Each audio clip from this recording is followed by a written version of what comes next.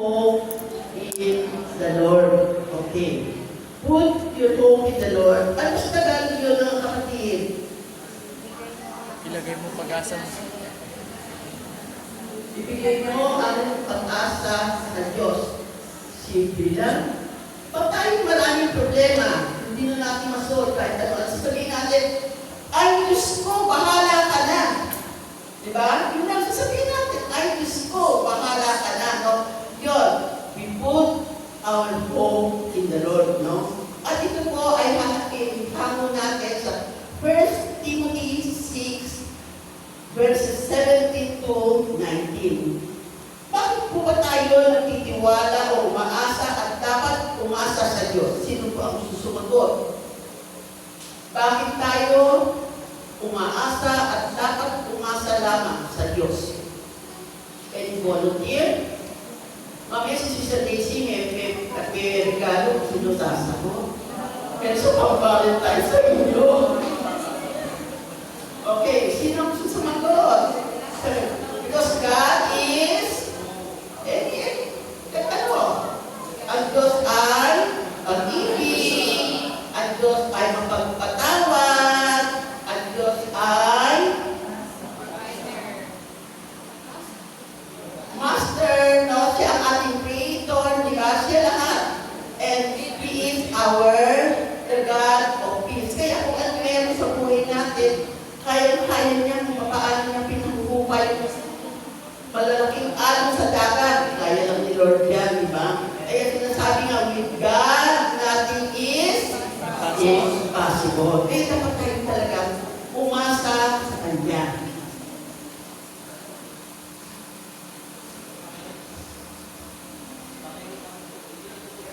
Bakit kaya sa kabila alam natin na ang Diyos kay Lord ay nothing is impossible?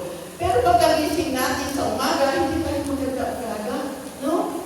Hindi alam kung anong uunahin. Si nanay maglalaba ka, o magsasapay muna, o magpaplansya muna, o magluluto muna, di ba?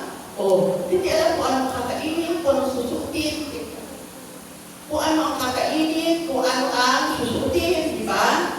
Okay. Minsan po, sakit lang ng tiyan, kung anong na iniisip. Baka meron na akong sa bato, o baka meron pumunto na yung appendix ko, di ba? Sumakit lang yung dibdib, ang iniisip. Baka may sakit na ako sa puso, di ba? Kaya mga kapatid, hindi ba natatapos ng Pebrero? Ano na iniisip ng mga tatay at nanay? Ang problema para sa Marso, di ba? Lagi naman natin yung unahan kasi ang pangyayari sa ating buhay, mga kapatid. No? Ano sinabi ni Jesus sa kanyang mga disipulo? Matthew 6:31 to 34. Sabay-sabay tayo. Jesus said to his disciples, "Do not worry to the say, what are these? What are you eating? What are you wearing? Your heavenly Father knows you need them. Seek first the kingdom of God, and all these things shall be added unto you. Do not worry about tomorrow. Tomorrow will take care of itself." Okay, do not worry about tomorrow. Tomorrow will take care of itself. No? Dahil hindi mo kasabihan tayo na pag may buhay, may pag-asa. Pag may pag-asa, may buhay. In English lang, oh, where there's life, there's hope. Where there's hope, there is life. Amen.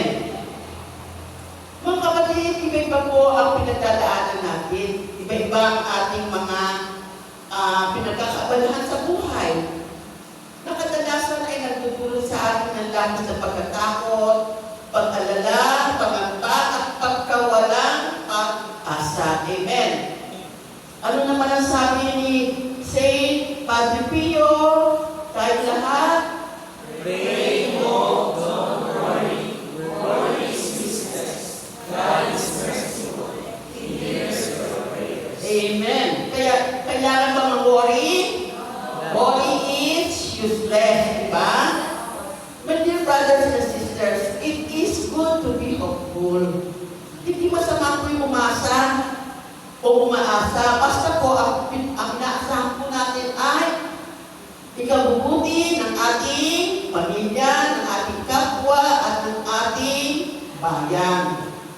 Kung meron tayong mga inaasam-asam, lalo mabuti, mga brothers and sisters, bakit? Kasi if we are expecting something, no, okay, meron tayong pinapangarap sa buhay natin, na gusto natin maabot, ang tao ay laging nagsisikap, di ba? At lalong lumalapit kay Lord dahil halos binubulong-lutong, dinadasal, Lord, sana makakasal na ako, malapit na ang graduation, bakit di ako makamarcha, di ba? O may nagagawa dyan, o tama ba ako, sister? O, kaya pinudasal, di ba? Pagkagising, no, hindi na pa heli-heli, bago na agad, bihis, ligo, di ba? Ay, balik, ligo muna bago pa na bihis. Baliktad. Ligo muna bago bihis, di ba? Sabi nga, kung tayo ay minimik sa buhay, tayo ay nagsisikap, kumikilos, gumagawa. No? We stay alive and active. Tayo mga magulang, lalo na yung mga nanay, no? Excuse me sa mga tatay, o yung mga tatay naman natin, nag-aalala din sa kanilang mga anak. Pero hindi ka mukha ng mga nanay, di ba? Kasi ang nanay, sila ang nagdala ng kanilang mga anak sa kanilang sinapupunan. No? Kaya mas closer ang mga anak sa nanay, no? Yung closeness nila as mother and child. Wala naman tayong iniisip, di ba? Lagi tayo ng problema, lagi tayo nag-aalala, pero para sa kabutihan ng ating mga anak. Kaya hindi rin naman masama yung umasa o mag-alala, no? Ganun din, kung meron tayong nararamdaman o meron may sakit sa pamilya, anong ginagawa natin? Dinadala natin sa doktor. Ano, sa albularyo, ha? Sa doktor natin dinadala, pero kahit sa doktor natin dinadala, umaasa pa rin tayo. Kanino? Kay Lord, na siya ang magpapagaling sa ating mahal sa buhay. Diba? Alam natin, the Lord is the greatest physician. Okay. Ngunit meron din tayong mga expectations sa buhay, mga kapatid na hindi natin nakakamit. Bakit? Anong dahilan? Kasi ang gusto ng tao, yung isang sariling sikap, no? Umaasa sa sarili, umaasa sa kapwa, o pinatatawa na naman yan, umaasa sa magulang, kahit alam naman nilang kaya naman nila, di ba? Lagi nakasandad, di ba? Umaasa sa mga modernong teknolohiya at sa modernong siyensya, no? Nakakita na ba kayo coaching kumaandar na walang driver? Wala. Pero na, no? Brother Robert, no? Okay. Meron may nakabasa, bro? Okay. Ito, alam ko. Ang babae naging lalaki, ang lalaki ay naging babae. Marami yan, di ba? Pero mga brothers and sisters, at marami pa. At yan ang nagdudulot ng kabiguan sa buhay ng ibang tao. Kaya meron mga iba humahantong sa pag-itil ng sariling buhay because of depression. Di ba? Dahil, bakit? Dahil nakalimutan nila, merong Diyos na laging sumusubaybay at maaasahan nila sa lahat ng oras. Basahin natin ang awit. Sabay-sabay tayo.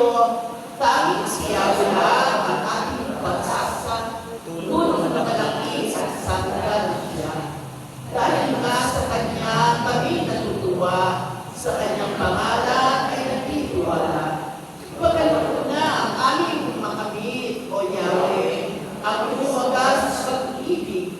Yaman ang pag-asay sa iyo'y nanasasal, di ba? Kaya ang sinasabi ko sa baba, God's hope will never disappoint us. Yan ay from Romans 5, verse 5, no? Yan din lagi sinasabi ni Pope Francis, di ba? Lagi niya pinapagigyan, paulit. Hope does not disappoint. Okay. Ngayon, next. Okay. Sister Emily, kanina maka-hope ng hope. Ano ba yung hope? Ano ang ibig sabihin ng hope sa Tagalog? Pag-asa. Okay. po, ang ibig sabihin po nun ay tikba o rope, no? Lubid. Ang ginagawa ng lubid? To bind our expectations with God's goodness and faithfulness, that our desire will be answered. Diba? Ito daw yung nag-uugnay sa ating mga inaasam-asam sa kabutihan ng Diyos at kanyang katapatan para yung ating mga hinihiling, no? Yung mga inaasam-asam natin ay makamtan natin. Okay. Hope, expecting good things to happen, even the current events are not going well. No? Halimbawa, sa pamilya, nagkasakapad ng pamilya, siyempre, paralyzed lahat, no? Dahil ang tatay lang ang breadwinner, si nanay, taong bahay lang, ang mga anak nag-aaral, no? Nawala, nagkasakit si tatay. Pero, hanggang doon na ba, magbayaan natin na magkasakit si tatay? Siyempre, ang una natin ginagawa, ang tayo ay umaasa sa Diyos na paggagalangin niya si tatay. Di ba? At babalik din si tatay sa kanyang normal na kalagayan. Di ba? Yun ang isang ano doon. Next, even in the circumstances of our history are filled with distraction, death, and despair. Sabi nga sa Roman 4, for making coping against hope. No? Kahit daw magkaroon ng mga kaguluhan, maraming namamatay, maraming nagkakasakit, no? Okay, maraming namamatay, maraming nagkakasakit. Tulad nung COVID, naalala nung COVID, 2020, no? Dumating ang pandemic, no? Hindi lang tayo apektado nito, apektado ang buong mundo, di ba? Kaya ano nangyari? Maraming nagkasakit, maraming namatay, maging ang mga manggagamot o mga nurses o mga health caregiver, no? O mga healthcare, ang tawag doon, helper, no? Sila din ay nagkakasakit, no? Maraming nawala ng trabaho, bakit? Dahil nagsara ang mga kumpanya, di ba? Maraming nawala ng pag-eskwela, wala na silang pasok, no? Siyempre, walang trabaho, walang pagkain. Ano nangyari sa mga tao? Siyempre, nagugulong. Pero ang Diyos ay sadyang napakabuti. Hindi niya tayo pinababayaan. Basta umasa lang tayo sa Kanya, di ba? Sabi nga may hindi magandang pangyayari, pero meron din magandang nangyari. Unang-una, ang mga tao ay naging religyoso. Di ba? Na tumagdasal, sama-sama ang mga anak dahil hindi makalabas, di ba? Nagkaroon sila ng family prayer time, di ba? Kung nakakasimba, malapit simbahan, sinisikap pa lang magsimba. Okay? At yung may mga pagkain, namimigay sila sa walang pagkain. Di ba? Ang simbahan, meron tayong mga padre before, di ba? Kung saan may mga donor tayo ng mga pagkain, mga damit, mga gamot, di ba? Ito ay sa tulong at awa ng Diyos sa atin. Ito tayo ngayon sa awa ng Diyos, survive naman tayo. Back to normal, pati ang prayer meeting natin, na paralyzed, di ba? Wala tayong prayer meeting for almost 2 years yon. Okay. Yun ang sinasabi natin minsan na umaasa tayo kahit walang inaasahan. Di ba? Minsan, nag-intay tayo sa bahay, minsan may katuto, di ba? O, meron pamigay mo si Mayora, di ba? O, meron mo ganitong bigay si ganito, si gano'n, di ba? Kaya, nagkakaisa, gumagawa ang Diyos ng paraan. Okay. Ito yung natin masasabi natin, it is God's miracle. Okay. Sabi, to whom man needs intervention of God's presence and movement in our personal and community history. Ano ibig sabihin nito? Kailangan ng tagapamagitan. Sino number 1 na tagapamagitan natin? Si Mama Mary. Mama Mary as the mother of hope, di ba? Kaya sinasabi nga, to Jesus through Mary, no? Ano ang mga 1 miracle ni Jesus sa wedding Cana, di ba?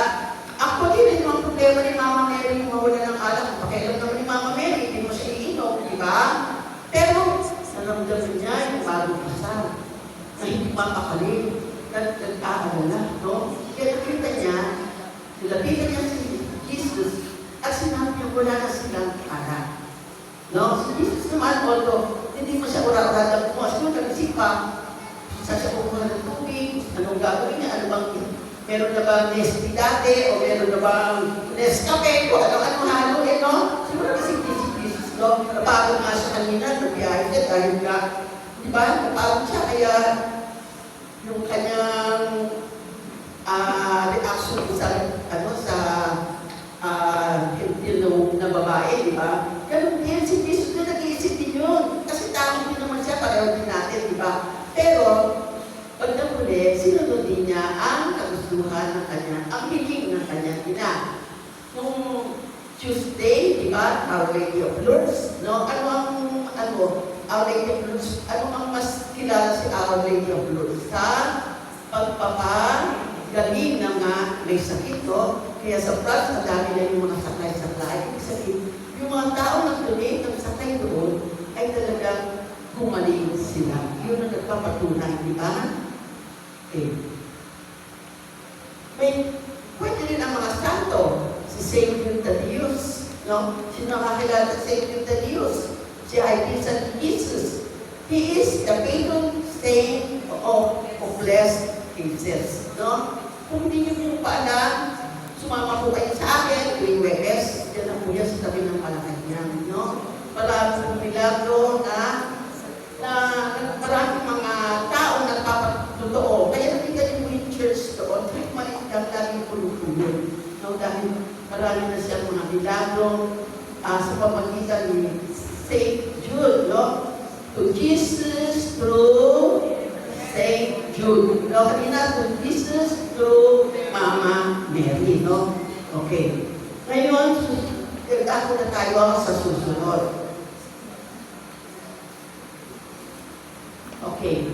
Ito ang ating pagninilay-nilayan. 1 Timothy 6:17-19, no? Ano ang sinasabi dito?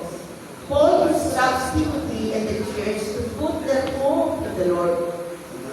And verse 17. Commands those who are rich in this present world not be arrogant, not to put their hope in wealth, which is so uncertain, but to put their hope in God, who is rich with everything for enjoyment. No? Ano sa Tagalog yun? Sabihin mo sa mayayaman na huwag maging mataas.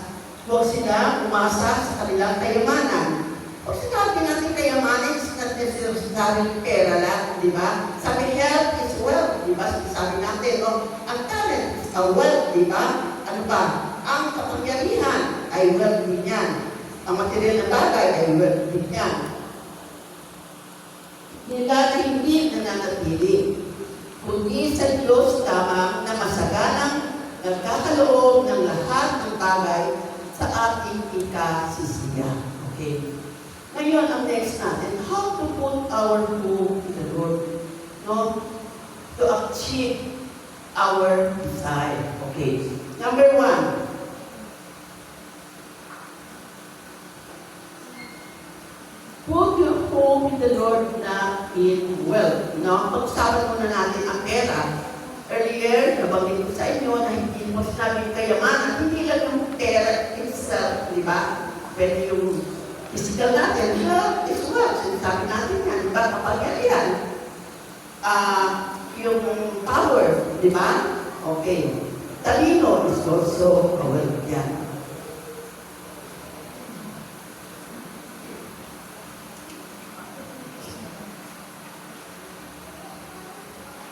Huwag natin daw sabi, huwag sila umasa sa kayamanan, di ba? Put your hope in the Lord, not in wealth. Ang wealth, pwede pera, health, material things, at kapangyarihan. Okay. Next. Answer ko lang, number 1, letter A. Don't make measure your value by your wealth. No? Ano sa Tagalog? Huwag mong gawing panukatan ang inyong kayamanan sa kahalagahan ng inyong pagkatao. Inabi pa, no? Tama ba yung Tagalog ko si Ari?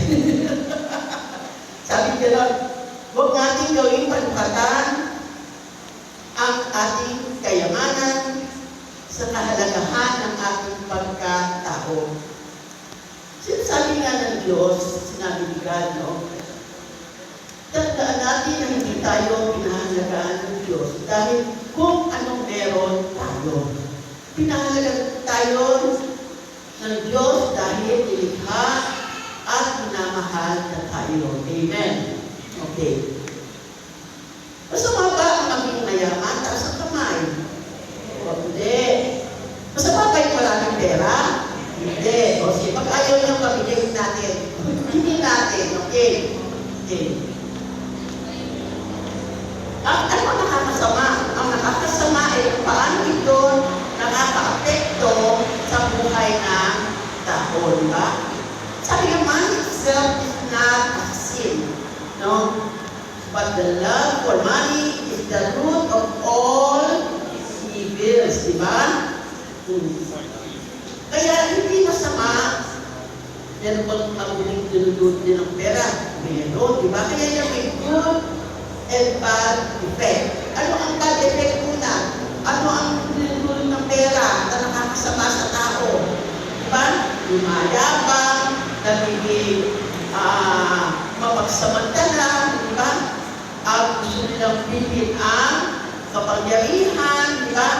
Yung iba, mayaman na, gusto pa, yumaman. Kaya minsan, ang mga ibang tao, pag nakakakita ng mayayaman, naiinit diba? No, hindi naman tayo, dahil ako, dinuwa, alam sa natin, ano ginagawa nila kahit masama?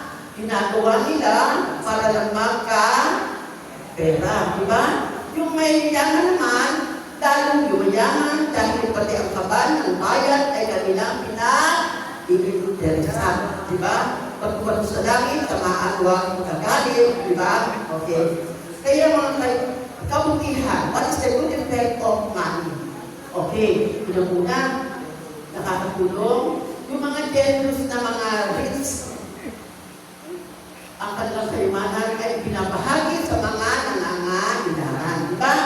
Nagtutuloy sila sa mga charitable institution, nagpapatingin sila ng eskwela, nagpapatingin sila ng ospital, diba? Nagpapakain ng mga mahihirap, nag-aangko ng yung mga orphans, no? Yung mga street children, di ba? Binibigyan nila ng bahay, pinaalagaan lang, pinakakain nila. Kung may masama, meron din po siyang mabuting na idudulot sa tao. At maraming salamat din sa ating mga generous members ng ating community. Alam niyo po ba, marami tayong mga kapatidan sa ating pamaganan na talagang hindi naman sabihin mayaman sila dahil totoo naman at saka may pera sila. Alam nyo, sila yung mga tao na pag may nalaman, may nangangailangan sa ating community, hindi ka magdadalawang salita sa kanila at sila ay pusang mag-share kung ang abot ng kanilang makakaya. Tulad ng pandemic, marami tayong mga kapatid na naging nagasakit, diba ang laki ng bayad sa hospital, before yung iba, inaano ng government yung mga hospital expenses, di ba? Tapos ang pagkain, di ba? Nung may nasunugan, yung mga kapatid natin, the same generous people ang nagtutulong. Hindi naman nangangailangan na maraming pera tayo para tayo makatulong, di ba? Hindi naman kailangan. Sabi nga, not all can do great things, but we can do little things with love, di ba? Parang bukas. Kaya sabi nga kayo, salamat sa mga members natin na laging handang tumulong sa mga nangangailangan sa community. Alam na nila yung sinabigyan natin sila ng isang bagsak. Thank you, mga kapatid. No? Alam nyo, isang kilalang santo ay si St. Francis Jesus. No? Kami ay nilong third order, resistant kami ng asawa ko, kami. Siya ang aming ito saint. Si St. Francis de Assisi ay isang anak ng mayaman. Ang emotion na kanyang tatay ay textile, no?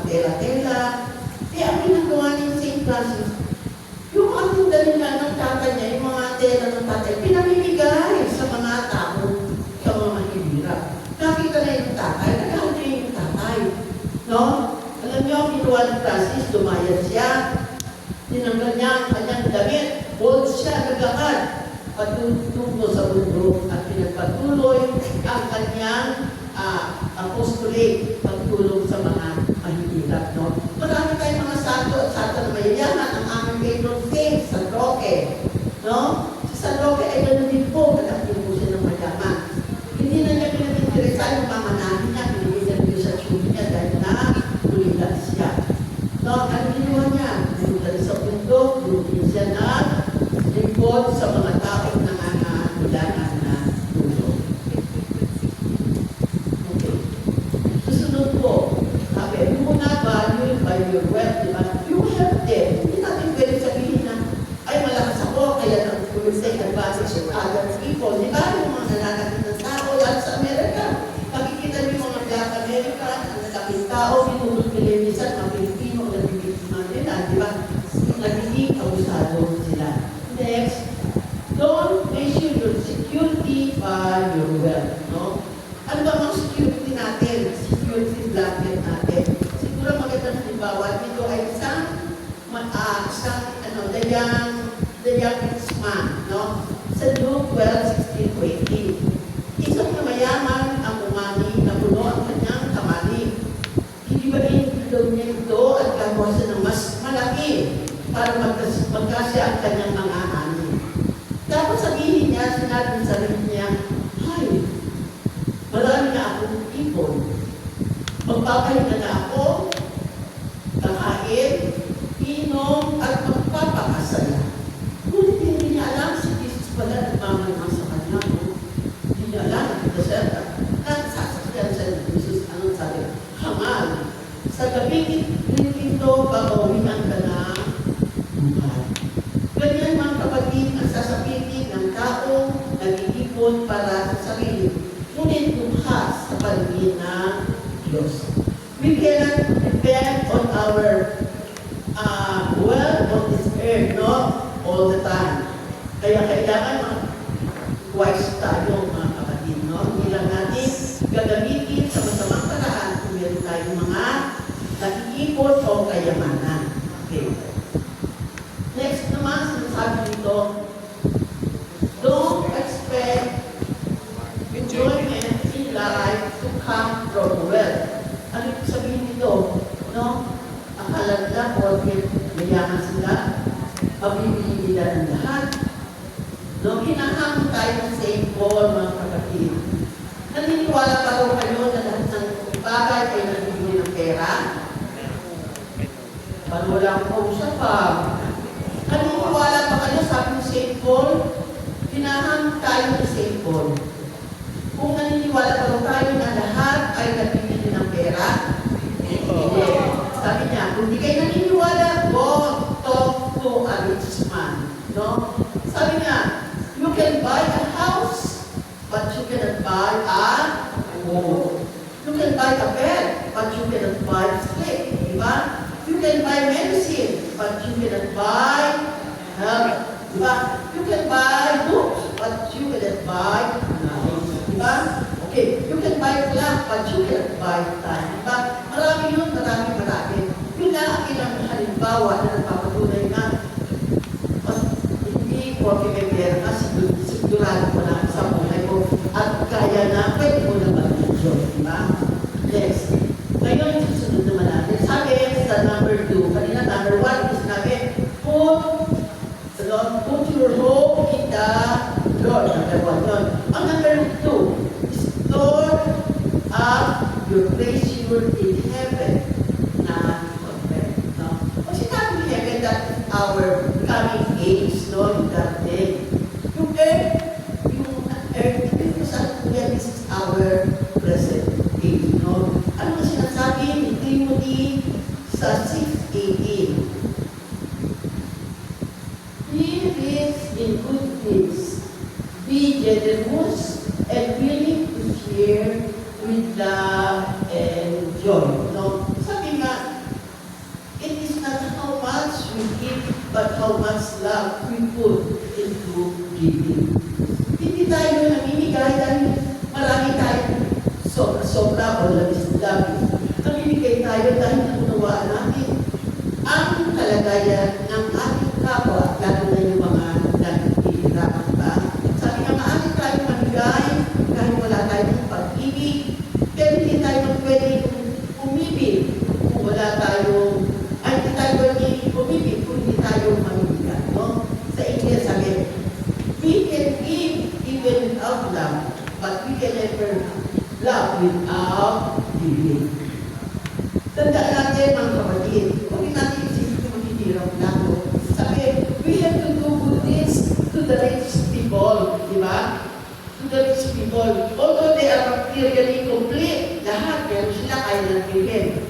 Alam niyo, wala ba kayo, mas marami na mga yayaman ang mas malungkot kaysa mga ordinaryo tao, di ba? Amen. Sabi nga, it is not the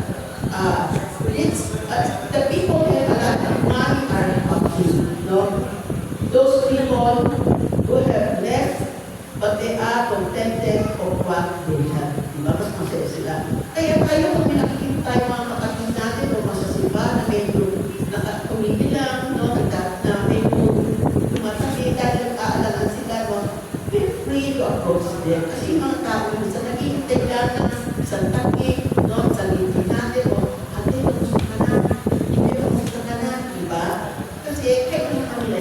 hindi na kailangan material na bagay.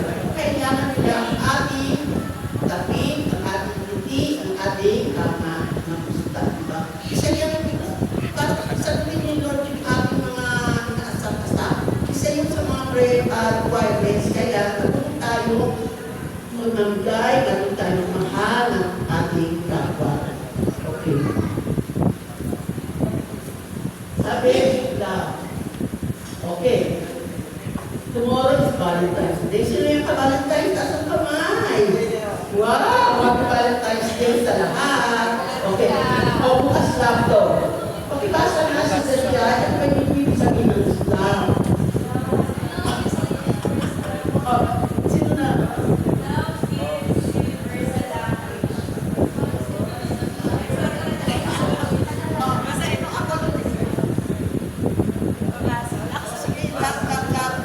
Love is a universal language because it is louder than any language. It fills hearts and brings joy.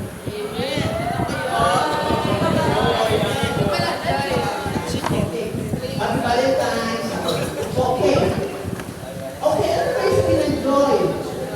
Joy, J for Jesus, O for others, and U, Y for you. Sino tayo doon lahat?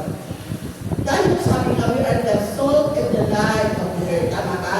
Yes. As the light of the earth, kayo naman yung ilog natin, naglilinig, nagbibigay liwanag sa ating kapwa. Hindi lang doon sa mga friends natin, hindi. Kahit hindi natin sila kilala, no? Just say hi, say hello. Pakita natin yung ating concern sa kanila. Okay.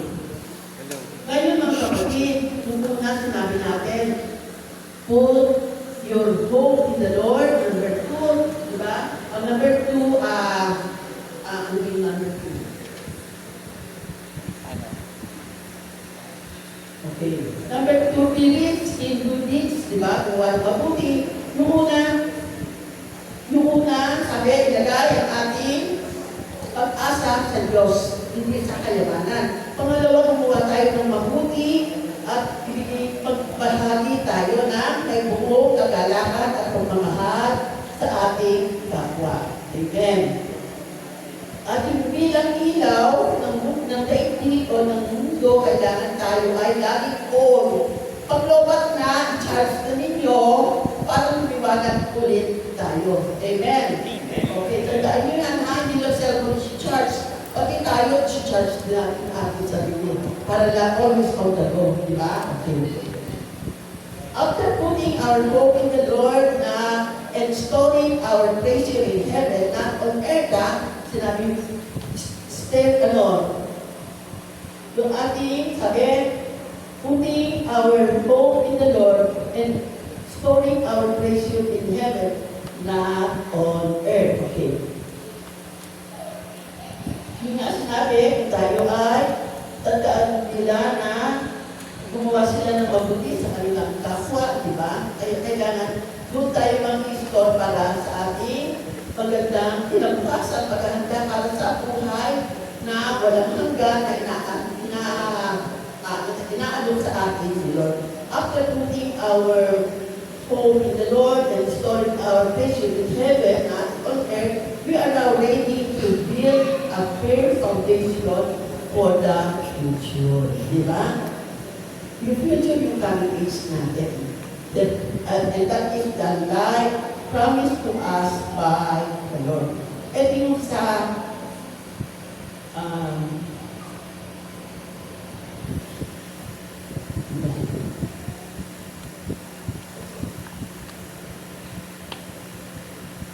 okay, number 3. Store up treasure in heaven, which is our coming age and the true life. Instead on earth, which is present age in the worldly life. No? Ano yung sabihin nito? Pag sa paano, Sister Emily, wala naman chikas talakit. Paano magpapatalak mo? Ano ang tinutukoy yan? Yung ating magagandang gawa. Di ba? Kaya ang kulang mga halimbawa ng sino? Ang mga banal. Di ba? The Holy People of God, yung mga santo, mga santa. Kung paano nila inalay ang kanilang buhay. No? Kaya sila ay din ng kanilang, tulad ng ating the first Filipino saint, siya, si San Lorenzo Ruiz. Anong ginawa ni San Lorenzo Ruiz? Di ba? Pinatatakwil ang kanyang pananampalataya, pero hindi niya natakwil. Anong sabi niya? Kung meron man akong libong buhay, ito ay aking ihahantong kay Kristo at sa bayan. No? Kilala din po ba si Saint Catherine Alexandria? Siya po ay isang santa, no? Dahil siya rin ay isang anak ng mayaman. Pero, ang trabaho niya ay mag-evangelize. No? Pati yung mga sundalo ng emperor nag-evangelize niya, pati yung asawa. No? Anong ginawa ng emperor na galing? No? Ang ginawa ng emperor bilang panusa, pinahiga siya sa spike wheel. No? Yung ruleta ba tawag ko? May ruleta pa siya spike. No?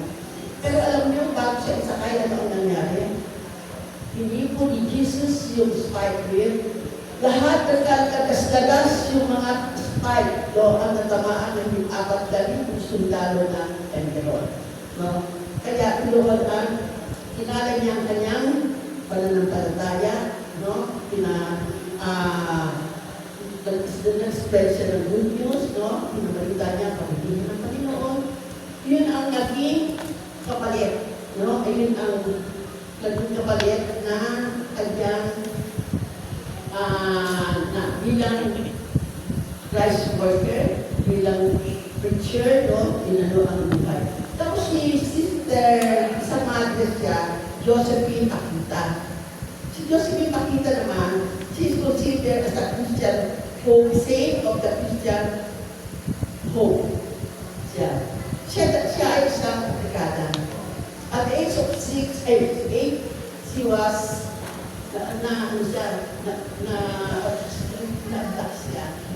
nagiginawa siya slave, no? Pinapasa-pasa siya, binibenta siya sa ibang tao. Alam niyo ba, ilang master, ilang tao, ilang pamilya ang pinaglipatan niya? Nakalimang pamilya, as if age of 8. Araw-araw, pinapago siya, araw-araw sinasaktan siya. No? Tapos, ang sugat niya sa katawan is 141. No? Yung peklat niya. Then, God is so good, nakapo siya ng isang master na napakabait. Yung master na yun na nagpalaya sa kanya. No? Kaya siya ang she is the victim saint of the victims ng mga slaves. No? Alam niyo, binatanong sa kanya. Sabi, Sister, pag nakita niyo po yung mga taong umapi sa inyo, anong gagawin niyo? No? When you meet again, people who look out for, what will you do to them? Ang sabi niya, lulukod siya sa harap, hahalikan niya ang kanilang kamay, at pasasalamatan nila. Dahil kung hindi sa kanila, hindi ako naging mabuting tao, hindi ako naging Kristiyano, at hindi ako naging madre. Kasi siya ang kalong siya ng sisters niya. No? Kaya iba-iba rin ang mga, kaya tayo mga brothers and sisters, no? Si Blessed Carlo Acutis, di ba? Ang ginagawa niya, nag-computer lang siya. Pero ano naman kinu-computer niya, hindi man siya naglalaro ng mga games, no? Pina-spread out niya ang banal and life body of Christ, di ba? Ito siya sa mga tao. Kaya, by April, hindi canonize us. No? Ganun din tayo mga kapatid, para magkaroon din tayo mga isa.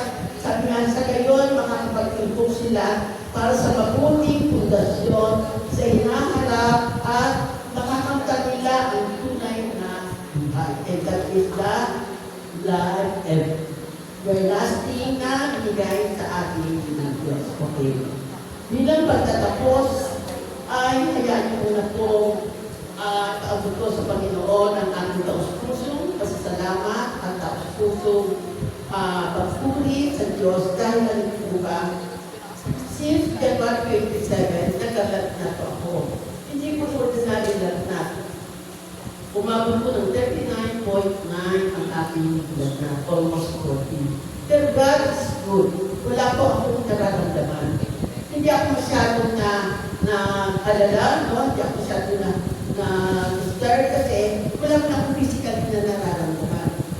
What is disturbing? Yung aking to, kasi wala pa akong to, no?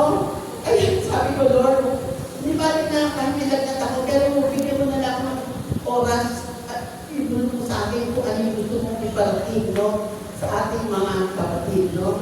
Alam niyo ba, gusto ko nga 2.5 balik na biogesic. Ang aking antibiotic ay for 2 weeks. No? Kaya within 2 weeks time, nilalitat ako, kaya ako pinakawisan.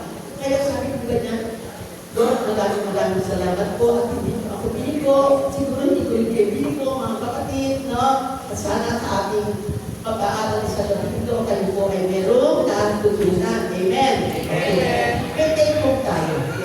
Kung po ang ating theme of the year and of the month, hope din po ang ating take home. Amen. Okay, take home, S-O-P-E.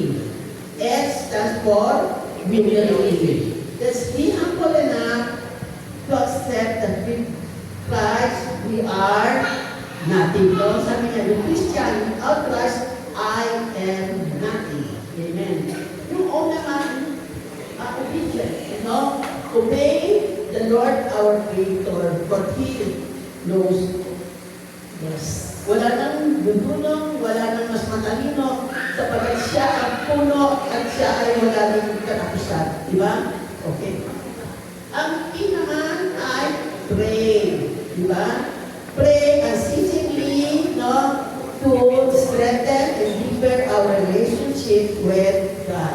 Okay. And entrust everything to Him, for He will never disappoint us.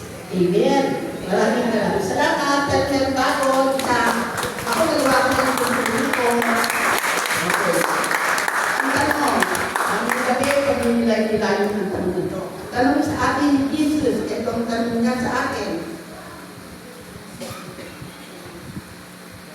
Okay. Tanong ni Jesus, totoo ba sa akin ka lang umaasa? Amen. Totoo ba sa akin ka lang umaasa? Maraming gabi po sa lahat. Maraming